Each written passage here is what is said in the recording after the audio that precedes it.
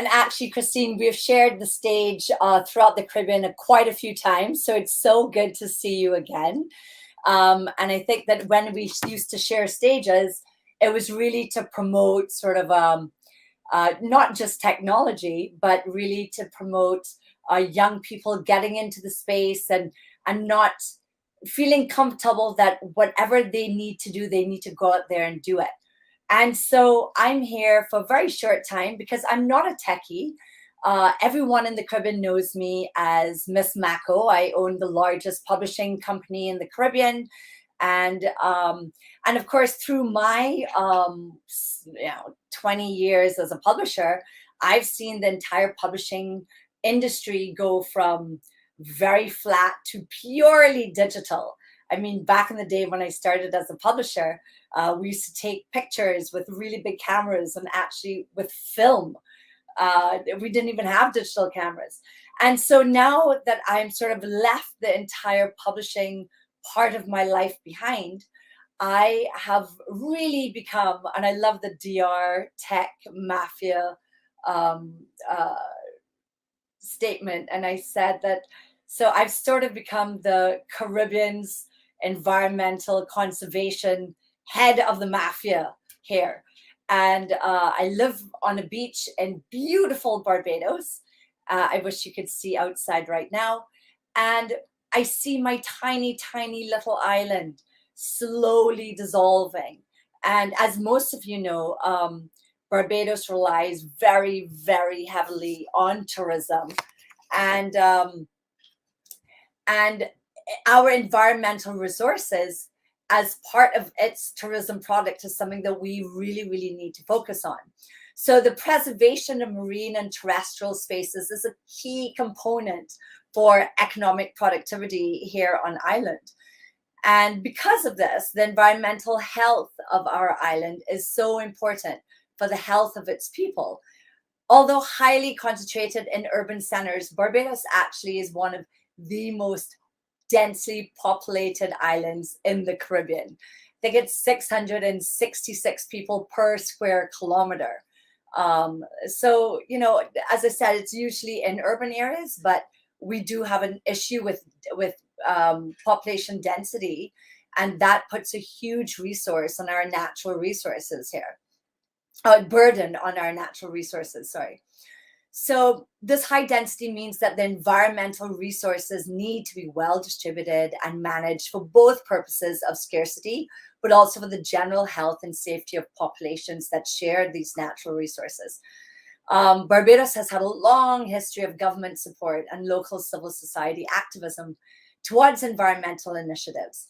However, what a lot of these initiatives don't have is proper funding.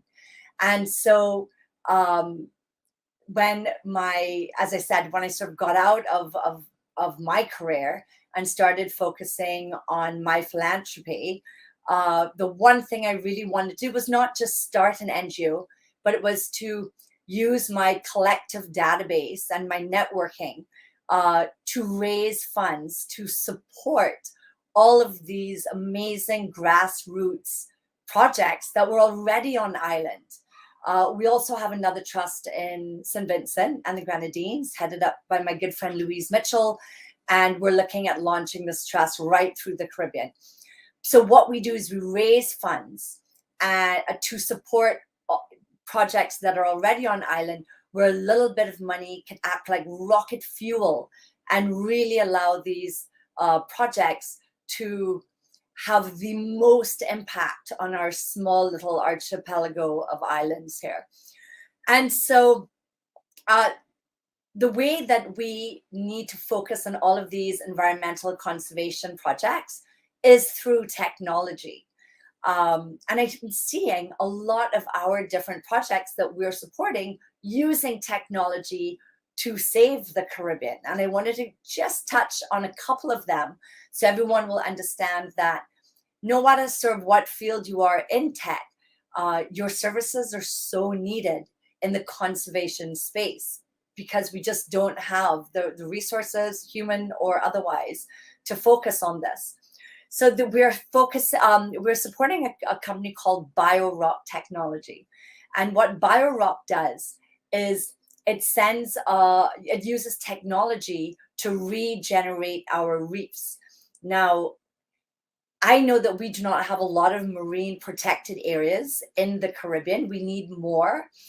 But of course, with the cruise ship industry floating across our seas, it's very hard to have a lot of marine protected areas that are large enough that would really have any major impact. But in Barbados, a lot of our reefs are bleached. And we in the Caribbean, we need reefs because it's a natural barrier to sea surge. When we have, the storms coming across the Atlantic are bigger and more fierce and angrier. And so we need reefs. We also need reefs for tourism, snorkeling. We need reefs for fishing. It's a huge resource that we have to protect. And so what BioRock does is they're using technology by sending a low voltage current through the seawater, which crystallizes the minerals in the seawater. And these minerals then, these crystallized minerals then form on structures, which would be the reef, forming limestone. And then, so this reef actually becomes more sturdier and grows 2 to 10 times faster than other reef regeneration projects or than for normal reefs. And so we're funding this, or we are supporting them in their pilot project in Barbados. And if it works, then we will use this technology right across our reefs that are already bleached in Barbados. Then in the Caribbean, we are in desperate need of ocean mapping,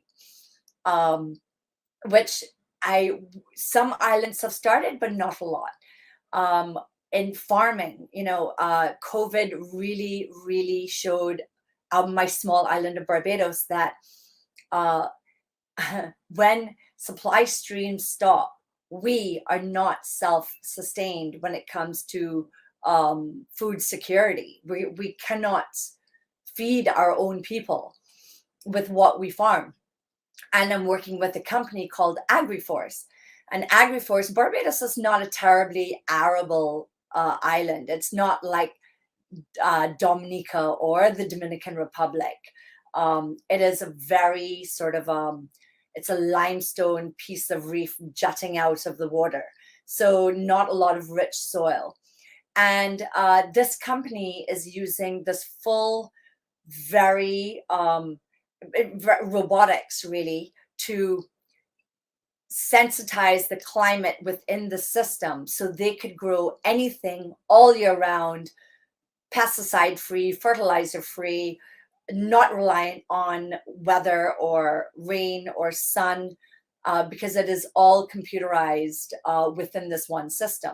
So here in Barbados, we could actually produce hundreds of thousands of tons of strawberries if we need it, all year round, which will then not only feed our population, but we could then use it as an export. And we are using technology in fishing. So we just supported this company called DigiFish, and data scarcity in small scale fisheries hinders the effective management of marine resources. The aim of this project was to promote the use of digital technologies and innovative data analytical methods to support the application of the ecosystem approach to fisheries. And what EAF is an integrated management approach across all marine areas and their natural resources that promotes conservation and sustainable use of the entire ecosystem. So what this project is doing is over the 12 months, DigiFish, which is the name of the project, will demonstrate how vessel tracking systems can be used to make informed decisions about how a fishery can be best managed to balance societal objectives and improve livelihoods. The project will initially install about 35 pelagic data systems on small boats, on the fishing boats. And this will record data to inform and support the fisheries division. The expected outcomes are improved digital literacy of the fisherfolk and the fishery officials, improved collaboration amongst stakeholders and the practical application of the EAF, and creation of a robust database of location data and analytical tools to support marine protected areas and inform stakeholder decision making. So what really this would do is it would not only help us protect our fisherfolk when they're out on the seas, but it would sort of help the fisheries division understand where schools of fish are and where do they migrate to, um, and it would help the fisheries division manage the protection of fish.